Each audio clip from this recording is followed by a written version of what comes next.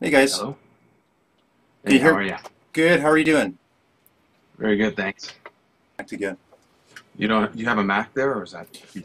No, I have about seven systems all running, and this particular system is my dedicated Skype one, and it's a PC laptop. All right. Oh, wow. Or you don't have an iPhone or an iPad or anything? I don't use them.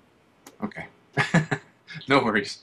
Uh, all right. So what we're gonna do, Zintar's, it's in the back here, and Hi. Nina's just getting ready for the show. So Nice to I'm meet gonna you. I'm gonna set up the technical piece right now, and then Okay. these guys are gonna take over. Okay. Thank you for the page. We have the page up on the screen Great. right here. So we'd like to do. Let's see. Possibly like a 2-minute blurb after the interview, where you'd be presented on the web page. So you'd be talking about, and Nina can go over this within details, but just know after the interview we'll have another little section we'd like you to do. Yep. Just a 2-minute piece, sort of describing everything in a Okay. nutshell to layman language sort of thing. Okay. All right. Yeah, in a sense to promote the piece. Exactly. Okay, so I'm going to give this a whirl right now. I'm going to try to see how good we can get this recording with us and him simultaneously. Okay.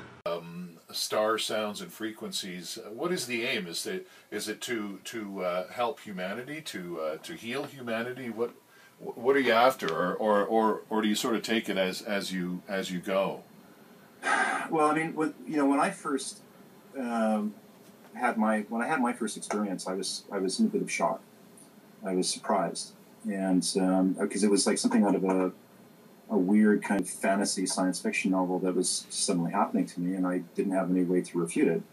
And when I began to realize that something was going on that really shouldn't have been going on, I had never heard of that before. I certainly can't turn the radio on and listen to a Beatles song and then suddenly feel like my feet feel better. So, but when I began to see like hundreds and thousands of people writing into me, A bit about yourself and how you came to be interested in getting involved in the sounds of stars. sure. Well, basically, what happened was quite some time ago, years and years ago, when I was a teenager, I was involved with some of the first bulletin board services before we had the internet, and I was getting into computing science, and I ended up making contacts with different groups, mostly in the States, some that were international, who were alternative science and technology tinkerers, and there were some pretty big names in some of those groups at the time, and also people that became recognized in their field.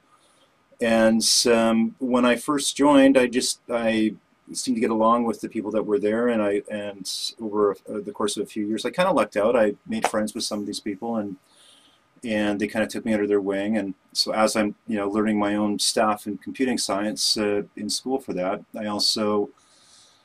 I use the kind of like the metaphor analogy, but it's actually somewhat true. Where I was like the young bright-eyed gopher in someone's garage while they were concocting weirdness and fetching things for them, and that's kind of how I started. And that continued, and associations and relationships grew, and I was exposed to some pretty fun stuff. A lot of these guys were engineers, or they had a sciences background, and they would collaborate and share, crazy. It was their. I think what it was that they had real engineering jobs, and so they wanted to do the fun engineering during their own time, and so they would congregate on these bulletin board services and try to trip each other out. Oh, try this. A simple example would be something as simple as making ball lightning in your microwave oven. Or like you would take like a little transparent glass sphere, light a match, put it in the glass sphere really quick, drop the thing, close the microwave, turn it on, and then the microwave radiation would cause the match to go